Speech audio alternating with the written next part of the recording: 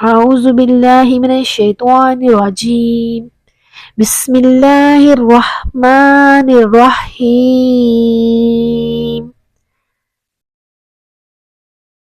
شہر رمضان الذی انزل فیہ القرآن ھدی للناس وبینات من الھدی والفرقان۔ روزوں کا مہینہ رمضان کا مہینہ ہے جس میں قرآن نازل ہوا جو لوگوں کا رہنما ہے اور جس میں ہدایت کی کھلی نشانیاں ہیں اور جو حق اور باطل کو الگ الگ کرنے والا ہے۔ السلام علیکم ورحمۃ اللہ وبرکاتہ۔ جیسا کہ آپ کو پتہ ہے کہ ہمارا رمضان کورس شروع ہونے والا ہے۔ رمضان المبارک بہت خوبصورت اور بہت پیارا مہینہ ہے۔ نبی کریم صلی اللہ علیہ وآلہ وسلم نے فرمایا کہ رجب اللہ کا مہینہ ہے، شعبان میرا مہینہ ہے اور رمضان میری امت کا مہینہ ہے۔ تو یہ اتنا خوبصورت مہینہ ہے کہ یہ ہم امتیوں کے لیے ہے۔ تو اس مہینے کے بارے میں جاننا، اس کی فضائل کو جاننا، اس کی برکات کو جاننا اور اس مہینے میں کون سے واقعات رونما ہوئے وہ جاننا اور اس کو امت کا مہینہ کیوں کہا گیا یہ جاننا ہمارے لیے بہت ضروری ہے۔ چونکہ رمضان المبارک کے مہینے میں روزے رکھے جاتے ہیں تو روزے کے بارے میں بھی مکمل ڈیٹیل جاننا یہ ہمارا حق ہے، کیونکہ ہم نے روزے رکھنے ہیں۔ تو جس نے روزے رکھنے ہیں اس کے لیے ضروری ہے کہ وہ رمضان المبارک کے مہینے کے بارے میں اچھی طرح سے جانتا سمجھتا ہو، اسے پتا ہو کہ روزے کے مسائل کیا ہیں، روزے کی فضیلت کیا ہے، روزہ کس پر فرض یا واجب ہے، کون روزہ رکھ سکتا ہے کون نہیں رکھ سکتا، کس کو چھوٹ دی گئی ہے اور روزے کے بارے میں کون فدیہ دے سکتا ہے، کس چیز کا فدیہ دے گا، کیسے دے گا، اور رمضان المبارک کو ہم نے کس طرح گزارنا ہے، کون سی عبادات کرنی ہے، اور رمضان المبارک میں ایک بابرکت رات ہے وہ کون سی رات ہے اور اس رات کو کیا ہوتا ہے، اور رمضان المبارک میں نماز تراویح کے احکامات کیا ہیں، رمضان المبارک میں اعتکاف کے احکامات کیا ہیں۔ یہ تمام باتیں ہر مسلمان کو جاننا ضروری ہے، کیونکہ ہر مسلمان پر رمضان المبارک کے مہینے کے روزے رکھنا فرض ہے۔ تو جب فرض ہے تو فرض چیز کے تمام فضیلت اور اس کے جو احکامات ہیں، تعلیمات ہیں، ان سب کے بارے میں جاننا یہ ہم سب پر فرض ہے۔ ہمیں چاہیے کہ ہم اچھی طرح سے سمجھیں اور جانیں تاکہ ہمارا روزہ جو ہے وہ خراب نہ ہو، ہماری عبادات خراب نہ ہو۔ تو اس کے لیے ہمیں علم حاصل کرنا ہے کہ ہمیں رمضان المبارک کیسے گزارنا ہے، رمضان المبارک کی تیاری کیسے کرنی ہے، اور پھر وہ مہینہ ہم نے گزارنا کیسے ہے، روزہ کیسے رکھنا ہے، روزے کا وقت کون سا ہے، اور کون سی چیزوں سے روزہ ٹوٹ جاتا ہے اور کون سی چیزوں سے نہیں ٹوٹتا۔ تمام معلومات ہم اس کورس میں پڑھیں گے، سیکھیں گے۔ مجھے امید ہے کہ آپ خود بھی اچھی طرح سے اس کورس کو سمجھیں گی، پڑھیں گی، اور اپنے ارد گرد، اپنے گھر میں، اپنے والدین، اپنے بہن بھائیوں، اپنے اگر آپ شادی شدہ ہیں تو اپنے بچوں اور اپنے دوستوں کے ساتھ، سب کے ساتھ یہ تمام معلومات جو ہے وہ شیئر کریں گی، تاکہ اگر کسی کو کہیں کوئی پرابلم ہے، کوئی مسئلہ ہے روزے کے بارے میں تو اس کو سمجھ آ سکے۔ اور آپ اگر دوسروں سب کے ساتھ شیئر کریں گی تو یہ آپ کے لیے صدقہ جاریہ ہے اور ہمارے لیے بھی صدقہ جاریہ ہے۔ تو مجھے امید ہے کہ آپ سب جو ہے وہ سیکھیں گی اور پھر آگے دوسروں کو سکھائیں گی۔ اللہ تعالیٰ سے دعا ہے کہ وہ مجھے صحیح طریقے سے آپ لوگوں کو سکھانے کی توفیق عطا فرمائے، میری زبان میں وہ تاثیر پیدا کر دے کہ میں جو بولوں، جو میں آپ لوگوں کو بتاؤں، سکھاؤں، تو آپ لوگ اس پر عمل بھی کر سکیں۔ اللہ تعالیٰ مجھے بھی عمل کی توفیق عطا فرمائے اور اللہ تعالیٰ آپ سب کو بھی عمل کی توفیق عطا فرمائے، آمین ثم آمین۔ اچھی نیتوں کے ساتھ کورس کا آغاز کرتے ہیں، اچھی دعاؤں کے ساتھ کورس کا آغاز کرتے ہیں۔ سب سے پہلے نیت کر لیں کہ الحمدللہ کثیرا اللہ تعالیٰ کی رضا حاصل کرنے کے لیے آپ یہ کورس مکمل کریں گی اور مکمل سیکھنے کے بعد دوسروں کو بھی یہ سکھائیں گی. اور اچھی اچھی دعائیں کر لیتے ہیں. درود پاک سے آغاز کرتے ہیں. الصلاۃ والسلام علیک یا سیدی یا رسول اللہ وعلی آلک واصحابک یا سیدی یا حبیب اللہ. رب زدنی علما رب یسر ولا تؤثر وتمم بالخیر وبک نستعین. رب اشرح لی صدری ویسر لی امری واحلل عقدۃ من لسانی یفقہوا قولی. تمام پیاری پیاری بہنوں اور بیٹیوں کو، اسلام کی شہزادیوں کو فیضان رمضان کورس میں خوش آمدید. آج کے لیکچر میں ہم پڑھیں گے کہ ماہ رمضان کی تیاری کیسے کریں اور قرآن مجید کو سیکھنا اور باقاعدگی سے اس کی تلاوت کرنا، نمازوں کی پابندی کرنا، زبان کو بد کلامی، فضول گوئی سے بچانا اور ہر رات 60,000 لوگوں کی بخشش کا ذریعہ، رمضان کی برکتیں اور بخشش کا بہانہ. یہ تمام چیزیں ہم آج کے لیکچر میں پڑھیں گے. اور نبی کریم صلی اللہ علیہ وآلہ وسلم اس مہینے کو یعنی رمضان المبارک کے مہینے کو کس طرح خوش آمدید کہتے تھے. سب سے پہلے تو جان لیں کہ ماہ رمضان کی تیاری ہم کیسے کریں. جیسا کہ آپ کو پتا ہے کہ ماہ رمضان قریب آ چکا ہے. خوش نصیب ہے وہ کہ جسے ایک بار پھر سے رمضان المبارک کی مبارک ساعتیں میسر آئیں، اور انتہائی بد نصیب وہ کہ جسے یہ ماہ ملے اور وہ اس کی قدر نہ کرے اور اس سے فائدہ نہ اٹھا سکے. چلے ایک فیصلہ کریں، پرعزم اور مضبوط فیصلہ، کہ اس ماہ رمضان کو ہم اپنی زندگی کا آخری رمضان سمجھ کر گزاریں گے. پتہ نہیں پھر یہ سنہری موقع دوبارہ ہمیں ملے یا نہ ملے. یہ رمضان ہماری زندگی کا آخری رمضان ہوگا، تو یہ والا فیصلہ کر کے تو پھر آپ اس رمضان کو گزاریں کہ شاید دوبارہ زندگی میں یہ رمضان ہمیں ملے کہ نہ ملے. اس مبارک فیصلے کے بعد آپ رمضان مبارک کی تیاری کے لیے یکسو کر لیں اپنے ذہن کو، اپنے آپ کو.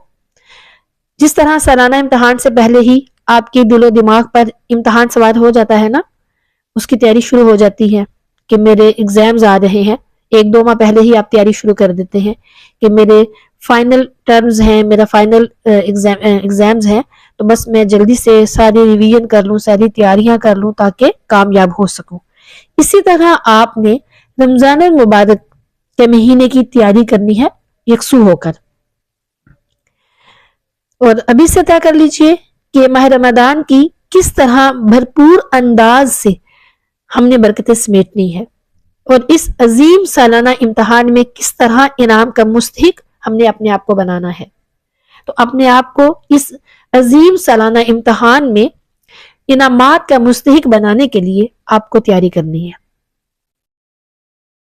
تیاری کیا کرنی ہے کہ آپ نے روزے کے لیے اپنے آپ کو تیار کرنا ہے، اپنے قرآن پاک پڑھنا ہے اور اس کی تلاوت کے لیے اپنے آپ کو تیار کرنا ہے، آپ نے نوافل کے لیے اپنے آپ کو تیار کرنا ہے. کیا آپ روانی سے صحیح قرآن مجید کی تلاوت کر لیتے ہیں، یہ آپ نے سوچنا ہے. اگر نہیں تو پھر ایسا کریں، فوراً سے پہلے کسی سے بھی قرآن پاک صحیح تلاوت، تلفظ، درست مخارج کے ساتھ سیکھنا شروع کر دیں، اور ابھی سے قرآن پاک کو پڑھنا شروع کر دیں تاکہ آپ تیز اور پڑھ سکیں. یعنی کہ رک کے اٹک کے نہ پڑھیں، صحیح اور درست پڑھیں. تلاوت کرنے میں جو لطف حاصل ہوتا ہے وہ اٹک کر پڑھنے میں نہیں ملتا. تو اس لیے تلاوت کریں خوبصورت انداز سے، ابھی سے شروع کر دیں تاکہ آپ کی زبان اٹکے نہیں. آپ کو پتا ہے کہ ہم جتنا زیادہ جس چیز کو پڑھتے ہیں وہ اتنا ہماری زبان پہ روانی آ جاتی ہے. تو قرآن پاک کو زیادہ سے زیادہ پڑھا کریں تاکہ آپ کی زبان میں روانی آ جائے اور آپ رمضان المبارک میں زیادہ سے زیادہ قرآن پاک پڑھ کر برکتیں اور انعامات حاصل کر سکیں. یہ بس ارادے کی بات ہے. ادھر آپ نے ارادہ کیا، اللہ سے دعا کی اور پڑھنا شروع کر دی، انشاءاللہ عز و جل کامیابی ملے گی. پھر نوافل کے بارے میں کہ رمضان مبارک میں پہلے تو آپ نے قرآن پاک کی تیاری کرنی ہے، پھر آپ نے نوافل کی تیاری کرنی ہے۔ رمضان مبارک میں قیام اللیل کی بہت بڑی فضیلت ہے۔ حضور نبی کریم صلی اللہ علیہ وآلہ وسلم کا ارشاد گرامی ہے، جس کا مفہوم ہے کہ جس نے رمضان کی راتوں کو ایمان اور اخلاص کے ساتھ قیام کیا، اس کے تمام پچھلے گناہ معاف کر دیے جائیں گے۔ تو ماشاءاللہ سے تیاری شروع کر دیجئے۔ بڑے خوش نصیب بندے ہیں جو رات کی تاریکیوں میں اٹھ کر اپنے رب کو یاد کرتے ہیں، نمازیں پڑھتے ہیں، تلاوت کرتے ہیں، دعا اور استغفار کرتے ہیں، اور آنسوؤں اور سسکیوں کے نذرانے اپنے رب کو پیش کرتے ہیں۔ اس کی بھی مشق کریں، ابھی سے شروع کر دیں، نوافل پڑھنے شروع کر دیں، تو رمضان کی راتوں کا لطف دوبالا ہو جائے گا۔ کیونکہ بغیر مشق کے رات میں اٹھنا اور اٹھ کر پھر عبادت کرنا طبیعت پر بہت شاق گزرتا ہے، اور اگر پہلے سے ہی آپ ایکسرسائز شروع کر دیں تو پھر یہ مشکل کام آسان ہو جاتا ہے۔ تو ایسے ہے کہ آپ ابھی سے شروع کر دیں، قیام اللیل شروع کر دیں، ابھی سے اٹھ کر نوافل پڑھنا شروع کر دیں۔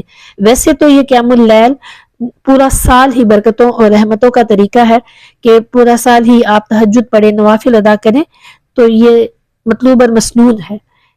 لیکن اگر آپ کے لیے پورا سال آپ نہیں کریں، لیکن رمضان میں آپ اپنی یہ تیاری کر لیں، اور نمازوں میں پڑھنے کے لیے قرآن مجید کی جتنی بھی صورتیں ہیں ان کو یاد کر لیں، چھوٹی چھوٹی سی جو صورتیں ہیں وہ یاد کر لیں جتنی آپ کو یاد ہو سکتی ہیں۔ جو آپ کو یاد ہیں ٹھیک ہے، ان کو بھی درست کر لیں، اور جو نہیں یاد تھوڑی سی اور یاد کر لیں۔ تھوڑی سی لمبی صورتیں کر سکتے ہیں تو وہ بھی یاد کر لیں، اس کا بھی آپ کو ثواب ملے گا۔ ظاہر سی بات ہے کہ آپ جتنی زیادہ قرات کریں گے، جتنی زیادہ قرات کو محبت کے ساتھ نماز کو پڑھیں گے قرات کے ساتھ، اتنا ہی لطف آپ کو آئے گا نماز پڑھنے میں۔ پھر آپ نے ایک اور کام کرنا ہے رمضان مبارک میں، اور وہ ہے صدقہ خیرات اور غریبوں کی مدد کرنا۔ ہمارے پیارے نبی صلی اللہ علیہ وآلہ وسلم نہایت سخی اور فیاض تھی، اور سب سے زیادہ سخی اور رمضان میں ہوتے تھے۔ رمضان مبارک میں اللہ کی راہ میں خرچ کرنے اور غریبوں کی مدد کرنے کی بہت فضیلت ہے۔ تو آپ بھی ابھی سے اپنے فضول جو اخراجات ہیں ان کو کم کریں، اور پیسے ابھی سے اپنے سمیٹنے شروع کر دیں، تو رمضان مبارک میں انفاق کے مواقع میسر آ سکتے ہیں۔ اس کا مطلب یہ نہیں کہ رمضان کے علاوہ دوسرے مہینوں میں انفاق نہیں کیا جائے، تاہم معمول کے انفاق کے علاوہ کچھ رقم بچا کر رمضان میں بھی اپنے آپ کو تیار کریں۔ پھر آپ نے کیا کرنا ہے، یعنی اپنے صدقہ خیرات رمضان میں بہت زیادہ کرنا ہے۔ پھر آپ نے کیا کرنا ہے کہ اپنے آپ کو فضول باتوں سے، بد کلامی سے، فحش گوئی سے یہ آپ نے بچانا ہے، کیونکہ یہ چیزیں روزے کی روح کے منافی ہیں۔ ویسے بھی یہ چیزیں جو کسی مسلمان کو زیب نہیں دیتی، جس زبان نے اللہ اور اس کے پیارے نبی صلی اللہ علیہ وآلہ وسلم کا نام لیا ہو، جس نے قرآن پڑھنا ہو، جس نے درود پاک پڑھنا ہو، پھر اس کی زبان پر گالی اور فحش باتیں کیسے آ سکتی ہیں؟ تو ایسی پیاری زبان کو ہمیشہ پاک اور صاف رہنا چاہیے۔ تو ابھی سے اپنے آپ کو فضول گوئی سے بچانا شروع کر دیں۔ ہوتا یہ ہے کہ گزشتہ عادت یا ماحول کے زیر اثر کبھی کبھی بے خیالی میں بھی کوئی نہ کوئی غلط بات یا گالی وغیرہ زبان پر آ ہی جاتی ہے، عادت پڑی ہوتی ہے۔ تو اگر ابھی سے ہم اپنی زبان پر کڑی نگاہ رکھیں گے کہ ہم نے رمضان میں اپنے آپ کو ان چیزوں سے روکنا ہے، تو اس سے پہلے ہم نے تیاری کرنی ہے، تو پھر ابھی سے آپ تیاری کریں گے تو پھر یہ ہوگا کہ آپ ہمیشہ کے لیے آپ میں سے یہ برائی جو ہے، جو فحش گوئی کی برائی ہے، یہ دور ہو جائے گی انشاءاللہ عز و جل۔ پھر اپنے وقت پر نظر ڈالیں، اپنے وقت کا اندازہ کریں، اور ابھی سے ایک اس کو جو اپنا وقت ہے اس کی تنظیم کر لیں کہ رمضان کے مہینے میں زیادہ سے زیادہ مجھے عبادت کا وقت مل سکے۔ اس طرح اپنا جو شیڈول ہے وہ تیار کریں کہ آپ کو زیادہ سے زیادہ رمضان مبارک کے مہینے میں عبادت کا وقت مل سکے۔ اور جو رمضان مبارک میں آپ نے کام کرنے ہیں وہ ابھی سے شروع کر دیں، پہلے ہی کر دیں۔ کوئی شاپنگ کرنی ہے پہلے ہی کر لیں، کیونکہ رمضان میں شاپنگ میں کتنا ٹائم ویسٹ ہوتا ہے، تو رمضان سے پہلے ساری تیاریاں کر لیں تاکہ زیادہ ٹائم عبادت کو دیں۔ پورا سال بھی تو آپ اتنی شاپنگز وغیرہ کرتے ہیں، سارا کچھ کرتے ہیں نا، تو یہ ایک مہینہ بہت برکتوں والا ہے، تو اس مہینے کو عبادت کے لیے وقف کر دے، فضول باتوں، فضول کاموں اور فضول میں آنے جانے ترک کر دے، زیادہ تر جو کام ہے وہ سارے نپٹا لیں تاکہ رمضان میں آپ کو بہت وقت مل سکے کہ آپ اللہ تعالیٰ کی عبادت کر سکیں۔ یاد رکھیے کہ کوئی بھی کام اللہ کی مدد اور توفیق کے بغیر نہیں ہو سکتا، لہٰذا تمام تیاریوں کے ساتھ ساتھ اپنے رب کریم سے دعا کریں۔ آپ میرے ساتھ مل کے دعا کریں، میں بھی آپ کے ساتھ مل کے دعا کرتی ہوں کہ اللہ تعالیٰ رب ذوالجلال والاکرام ہمیں رمضان المبارک کی رحمتوں اور برکتوں سے زیادہ فیض یاب ہونے اور زیادہ سے زیادہ عبادت کرنے اور اپنا قرب حاصل کرنے کی توفیق اور موقع عطا فرمائے، آمین ثم آمین۔ حضرت سیدنا عبداللہ ابن مسعود رضی اللہ تعالیٰ عنہ سے روایت ہے کہ رسول اللہ صلی اللہ علیہ وآلہ وسلم نے ارشاد فرمایا، جس کا مفہوم ہے کہ رمضان المبارک کی ہر شب آسمانوں میں صبح صادق تک ایک منادی یہ ندا کرتا ہے، اے اچھائی مانگنے والے مکمل کر، یعنی اللہ تعالیٰ کی اطاعت کی طرف آگے بڑھ اور خوش ہو جا، اور اے شریر شر سے باز آ جا اور عبرت حاصل کر۔ ہے کوئی مغفرت کا طالب کہ اس کی طلب پوری کی جائے، ہے کوئی توبہ کرنے والا کہ اس کی توبہ قبول کی جائے، ہے کوئی دعا مانگنے والا کہ اس کی دعا قبول کی جائے، ہے کوئی سائل کہ اس کا سوال پورا کیا جائے۔ اللہ تعالیٰ رمضان مبارک کی ہر شب میں افطار کے وقت 60,000 گناہ گاروں کو دوزخ سے آزاد فرما دیتا ہے، اور عید کے دن سارے مہینے کے برابر گناہ گاروں کی بخشش کی جاتی ہے۔ سبحان اللہ، دیکھیں کہ کتنی خوبصورت وقت ہے اور کتنا خوبصورت دن آنے والے ہیں۔ اللہ تعالی ہم سب کو رمضان مبارک کی برکتیں عطا فرمائے۔ رمضان کی ساتیں کتنی بابرکت ہیں کہ ہر لمحہ بندوں میں رحمت اور مغفرت الہی تقسیم ہو رہی ہے۔ یہ وہ ماہ مقدس ہے جس کے دن روزوں میں اور راتیں تلاوت کلام پاک میں اور قیام اللیل میں صرف ہوتی ہیں، اور یہی چیزیں یعنی روزہ اور قرآن روز محشر مسلمانوں کے لیے شفاعت کا سامان بھی فراہم کریں گے۔ حضور نبی کریم صلی اللہ علیہ وآلہ وسلم نے سے ارشاد فرمایا، مسند امام احمد کی روایت ہے جس کا مفہوم ہے کہ روزہ اور قرآن بندے کے لیے قیامت کے دن شفاعت کریں گی۔ روزہ عرض کرے گا، اے رب کریم میں نے کھانے اور خواہشوں سے دن میں اسے روک دیا، میری شفاعت اس کے حق میں قبول فرما۔ قرآن کہے گا، میں نے اسے رات میں سونے سے باز رکھا، میری شفاعت اس کے لیے قبول فرما، پس دونوں کی شفاعتیں قبول ہوں گی۔ سبحان اللہ۔ پھر ایک اور روایت ہے، حضرت علی رضی اللہ تعالیٰ عنہ فرماتے ہیں کہ اگر اللہ عز و جل کو امت محمد رسول اللہ صلی اللہ علیہ وآلہ وسلم پر عذاب کرنا مقصود ہوتا تو ان کو رمضان اور سورہ قل ہو اللہ یعنی کہ سورہ اخلاص ہرگز عنایت نہ فرماتا۔ سبحان اللہ، کتنی خوبصورت بات ہے۔ اب یہ ہے کہ نبی کریم صلی اللہ علیہ وآلہ وسلم رمضان مبارک کا استقبال کیسے کرتے تھے۔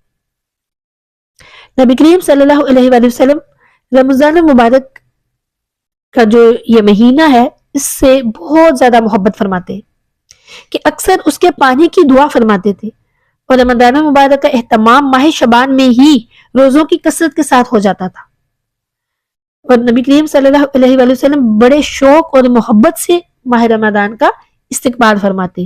کریم آقا علیہ الصلوۃ والسلام اس مبارک مہینے کو خوش آمدید کہہ کر اس کا استقبال فرماتے، اور صحابہ کرام رضوان اللہ علیہم اجمعین سے سوالیہ انداز میں 3 بار یہ دریافت فرماتے ماذا یستقبلکم وتستقبلون، کون تمہارا استقبال کر رہا ہے اور تم کس کا استقبال کر رہے ہو؟ تو حضرت عمر بن خطاب رضی اللہ تعالیٰ عنہ نے عرض کیا، یا رسول اللہ صلی اللہ علیہ وآلہ وسلم، کیا کوئی وحی اترنے والی ہے؟ کریم آقا علیہ السلام نے فرمایا، نہیں۔ عرض کیا، کسی دشمن سے جنگ ہونے والی ہے؟ کریم آقا علیہ السلام نے فرمایا، نہیں۔ عرض کیا، پھر کیا بات ہے؟ کریم آقا علیہ السلام نے فرمایا کہ بے شک اللہ تعالیٰ ماہ رمضان کی پہلی رات ہی تمام اہل قبلہ کو بخش دیتا ہے۔ سبحان اللہ۔ ایک اور روایت ہے حضرت انس رضی اللہ تعالیٰ عنہ سے کہ جیسے ہی ماہ رجب کا چاند طلوع ہوتا تو کریم آقا علیہ السلام اللہ تعالیٰ کے حضور یہ دعا فرماتے، اللہم بارک لنا فی رجب و شعبان و بارک لنا فی رمضان، کہ اے اللہ ہمارے لیے رجب، شعبان اور بالخصوص ماہ رمضان کو بابرکت بنا دے۔ سبحان اللہ۔ حضرت اسامہ بن زید رضی اللہ عنہما روایت کرتے ہیں کہ میں نے عرض کیا یا رسول اللہ صلی اللہ علیہ وآلہ وسلم، جس قدر آپ شعبان المعظم میں روزے رکھتے ہیں اس قدر میں نے آپ کو کسی اور مہینے میں روزے رکھتے ہوئے نہیں دیکھا۔ کریم آقا علیہ الصلوۃ والسلام نے فرمایا یہ ایک ایسا مہینہ ہے جو رجب اور رمضان کے درمیان میں آتا ہے اور لوگ اس سے غفلت برتتے ہیں، حالانکہ اس مہینے میں پورے سال کے عمل اللہ تعالیٰ کی طرف اٹھائے جاتے ہیں، لہٰذا میں چاہتا ہوں کہ میرے عمل روزہ دار ہونے کی حالت میں اٹھائے جائیں۔ سبحان اللہ۔ ام المومنین حضرت ام سلمہ رضی اللہ تعالیٰ عنہا بیان کرتی ہیں کہ انہوں نے حضور نبی اکرم صلی اللہ علیہ وآلہ وسلم کو مسلسل 2 ماہ تک روزے رکھتے نہیں دیکھا، مگر آپ علیہ الصلوۃ والسلام شعبان المعظم کے مبارک مہینے میں مسلسل روزے رکھتے کہ وہ رمضان مبارک کے روزے سے مل جاتا۔ سبحان اللہ۔ ماہ شعبان ماہ رمضان کے لیے مقدمہ کی مانند ہے، لہٰذا اس میں وہی اعمال بجا لانے چاہیے جن کی کثرت رمضان المبارک میں کی جاتی ہے، یعنی روزہ رکھنا اور تلاوت قرآن پاک۔ ماہ شعبان میں روزوں اور تلاوت قرآن کریم کی کثرت اس لیے کی جاتی ہے، یہ علامہ ابن رجب حنبلی رحمۃ اللہ تعالیٰ علیہ لطائف المعارف میں لکھتے ہیں کہ ماہ شعبان میں روزوں اور تلاوت قرآن کریم کی کثرت اس لیے کی جاتی ہے تاکہ ماہ رمضان کی برکات حاصل کرنے کے لیے مکمل تیاری ہو جائے اور نفس رحمان کی اطاعت پر خوش دلی اور خوب اطمینان سے راضی ہو جائے۔ سبحان اللہ۔ صحابہ کرام رضوان اللہ علیہم اجمعین کے معمول سے اس حکمت کی تائید بھی ہو جاتی ہے۔ حضرت انس رضی اللہ تعالیٰ عنہ شعبان میں صحابہ کرام رضوان اللہ علیہم اجمعین کے معمول پر روشنی ڈالتے ہوئے فرماتے ہیں کہ شعبان کے شروع ہوتے ہی مسلمان قرآن کی طرف جھک پڑتے، اپنے اموال کی زکوٰۃ نکالتے تاکہ غریب، مسکین اور جو لوگ ہیں روزے اور ماہ رمضان بہتر طور پر گزار سکیں۔ سبحان اللہ۔ اللہ تعالیٰ سے دعا ہے کہ وہ ہمیں رمضان المبارک کی برکتیں عطا فرمائے اور رمضان المبارک کی برکتیں سمیٹنے کی توفیق عطا فرمائے، زیادہ سے زیادہ عبادات کرنے کی توفیق عطا فرمائے اور ہماری عبادات کو اپنی بارگاہ میں قبول بھی فرمائے۔ آمین ثم آمین۔